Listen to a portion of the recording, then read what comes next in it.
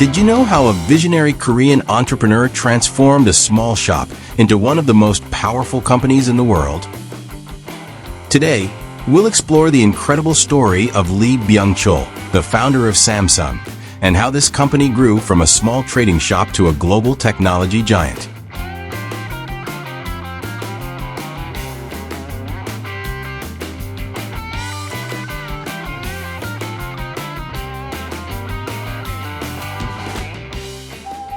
Lee Byung-chul was born in 1910 in Uryang, a small rural village in South Gyeongsang Province, Korea. Unlike many entrepreneurs who started from poverty, Lee came from a relatively affluent family. His father, a landowner, provided him with a life that, while not luxurious, offered certain comforts and access to education, an opportunity not available to all children of his time. From a young age, Lee demonstrated sharp intelligence and an insatiable curiosity. It is said that as a child, he would observe the merchants in his village with fascination, wondering about the strategies they used to earn good profits. This curiosity was the first sign of his future as one of Korea's most influential businessmen. Despite his relatively privileged background, Lee lived through a tumultuous period. During the first half of the 20th century, Korea was under Japanese occupation, a time of great uncertainty and tension. Witnessing his country's struggle to maintain its identity under foreign rule shaped his character, instilling in him a deep sense of resilience and determination. One anecdote illustrating his youthful ingenuity tells how, as a teenager, Lee organized a small trading business in his village, leveraging his family's connections with other landowners. This small initiative not only allowed him to learn the fundamentals of trade, but also gave him an early glimpse into the complexities and challenges of the business world. In his teenage years and early adulthood, Lee Byung-chul made it clear that he didn't just want to be another heir. He had the vision and determination to create something much greater. Lee completed his basic education and, with his family's support, moved to Seoul to pursue higher studies. Although his time at university was brief due to his eagerness to enter the world of business, it allowed him to meet other ambitious young people and gain life lessons that he would carry with him when founding Samsung. In 1938, at the age of 28, Lee Byung-chul made a decision that would change his life and the future of his country forever.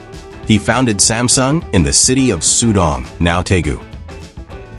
The name Samsung, meaning 3 stars in Korean, reflected his desire for the company to shine brightly like the stars in the sky, symbolizing strength and longevity. The early years of Samsung were far from easy. The company began as a small food export shop where Lee and his employees sold products like rice, dried noodles, and fish.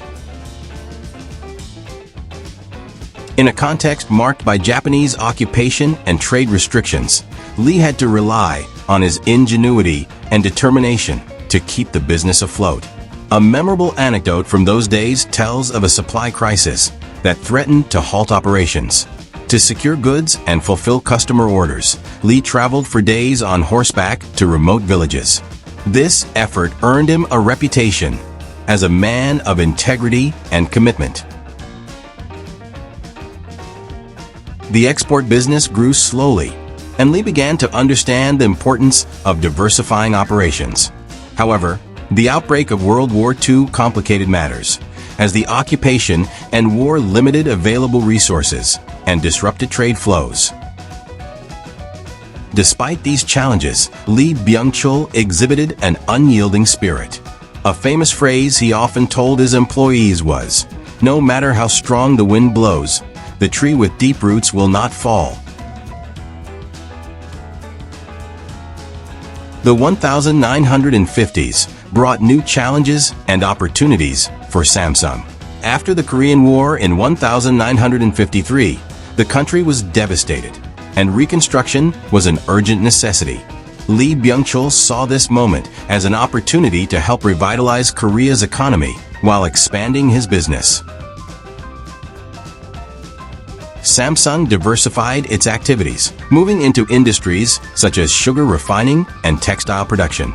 He founded the largest textile plant in Korea, demonstrating his long-term vision and his ability to identify opportunities in uncertain times. One anecdote that reflects his dedication occurred during the opening of the textile plant. When workers struggled with technical difficulties operating the newly imported machinery, Lee spent days and nights at the factory, personally encouraging his employees and studying technical manuals to help solve the problems. His constant presence inspired his workforce and fostered a work culture that valued perseverance and innovation. Lee's commitment to diversification was key to Samsung's growth. By the late 1960s, the company had already transformed into a conglomerate with operations in insurance, processed foods, textiles, and consumer goods. However, Lee wasn't satisfied with just that. He understood that the true key to the future lay in technology. In 1969, he founded Samsung Electronics, a bold move that marked the beginning of a new era for the company. Samsung Electronics' first products were modest black and white televisions, but they represented a huge leap forward for Korea, a country that was just beginning to industrialize at the time. In his speeches, Lee often emphasized, "The true strength of a modern nation lies in its ability to create technology, not just consume it." With the creation of Samsung Electronics in 1969, Lee Byung-chul laid the foundation for what would become the cornerstone of the conglomerate: technology and innovation. Throughout the 1970s, Samsung not only manufactured televisions, but also expanded its production to include appliances such as refrigerators and washing machines, demonstrating its commitment to modernizing everyday life in Korea and solidifying its presence in the consumer goods market. One of the key milestones during this period was the investment in the semiconductor industry in the late 1970s. At a time when Korea was still in the early stages of industrial development, Lee Byung-chul bet on a sector that was barely understood by many of his contemporaries. His decision to invest in semiconductor technology stemmed from his belief that the future of Samsung and Korea depended on their ability to compete in the global market for advanced technology. Although he faced criticism for the enormous cost and risk of this investment, Lee remained undeterred. He often said, "To move forward, we must dare to venture into the unknown." The 1980s marked a period of consolidation and expansion for Samsung. During this time, the company launched its first personal computers and expanded its production of memory chips. In 1983, Samsung manufactured its first 64 kilobytes DRAM chip, a significant achievement that positioned the company as a serious competitor in the global technology industry. This move was pivotal in establishing Samsung's reputation as a pioneer in semiconductors, a sector that would eventually become one of the conglomerate's most profitable divisions. Lee Byung-chul focused not only on technology, but also on fostering a strong corporate identity. He promoted a company culture rooted in ethics, innovation, and dedication. He frequently visited factories and offices, personally motivating employees and reminding them that every small advancement contributed to making Samsung a symbol of national pride. A story that highlights his leadership occurred in 1983 when he visited a semiconductor plant and noticed employees working under challenging conditions. He immediately ordered improvements to the facilities and training programs to enhance staff skills, emphasizing that Samsung's success relied not only on technology, but also on the people who created it. The year 1987 was a turning point for Samsung and Korea. Lee Byung-chul passed away in November of that year, leaving behind an immense legacy.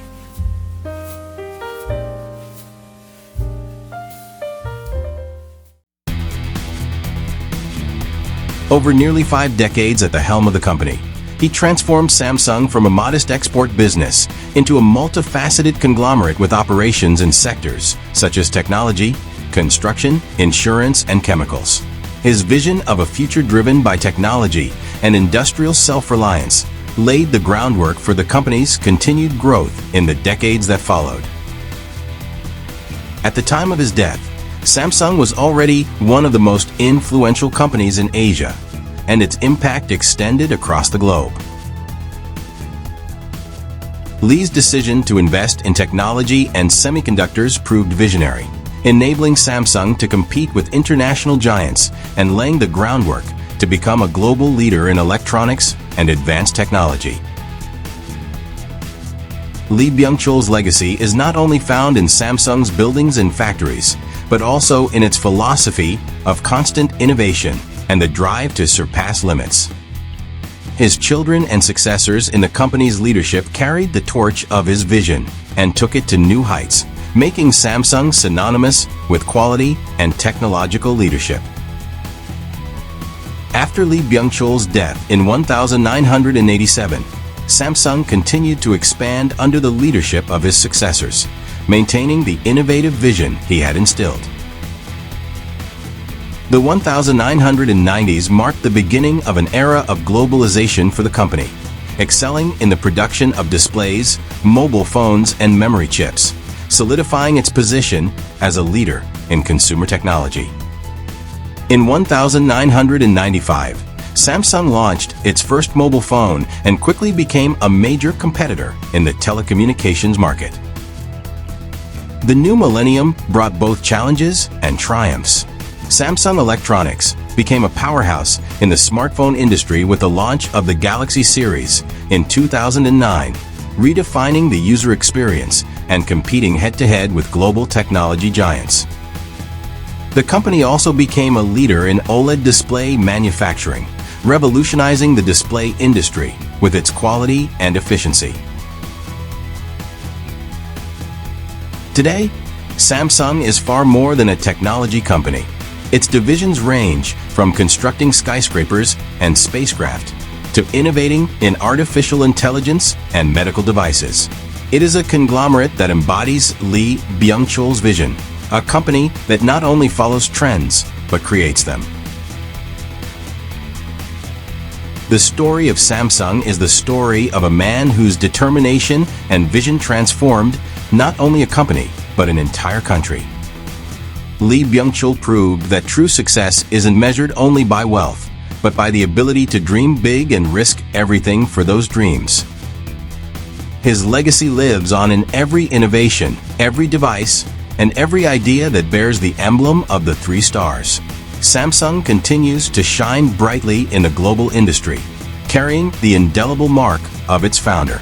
So the next time you use a Samsung device, remember that it all started with a man who believed the stars were just the beginning. Has the story of Lee Byung-chul and Samsung inspired you? Don't forget to share your thoughts in the comments and subscribe for more stories about entrepreneurs who changed the world. Because as Lee taught us, no matter how great the challenge, with vision and perseverance, the world can be conquered. Remember, don't give up. The best is yet to come.